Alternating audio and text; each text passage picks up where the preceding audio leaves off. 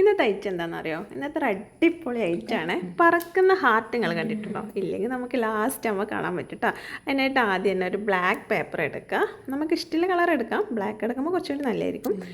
കുറച്ച് കട്ടിയുള്ള പേപ്പർ എടുക്കണേ. അതിനുശേഷം ഇതേപോലെ മാർക്ക് ചെയ്തിട്ട് ഇതുപോലെ ഒന്ന് മടക്കി എടുക്കുന്നുണ്ട്. നമ്മൾ 2 തരത്തിലുള്ള പേപ്പർ എടുത്തിട്ടുള്ളത്. നീളത്തിലുള്ള പേപ്പറും പിന്നെ കുറച്ച് വീതി കൂടിയ പേപ്പറുമാണ്. ആ നീളത്തിലുള്ളത് 9 സെൻറ്റിമീറ്റർ നീളവും പിന്നെ അത് 3 സെൻറ്റിമീറ്റർ മൂന്നായിട്ട് മാർക്ക് ചെയ്തിട്ടുണ്ട്. അതിൻ്റെ വീതി എന്ന് പറയുന്നത് 1 സെൻറ്റിമീറ്ററാണ്.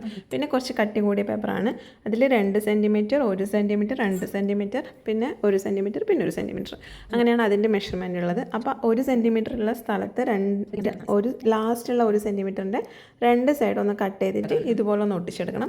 ഒട്ടിച്ചെടുത്തിട്ട് പിന്നെ നമ്മൾ ആ 9 സെൻറ്റിമീറ്റർ ഉണ്ടല്ലോ അതും 3 അതൊന്നും മടക്കിയതിന് ശേഷം ഇതുപോലെ വീഡിയോയിൽ കാണുന്ന പോലെ ചെയ്താൽ മതി. ഒട്ടിച്ചെടുക്കാം.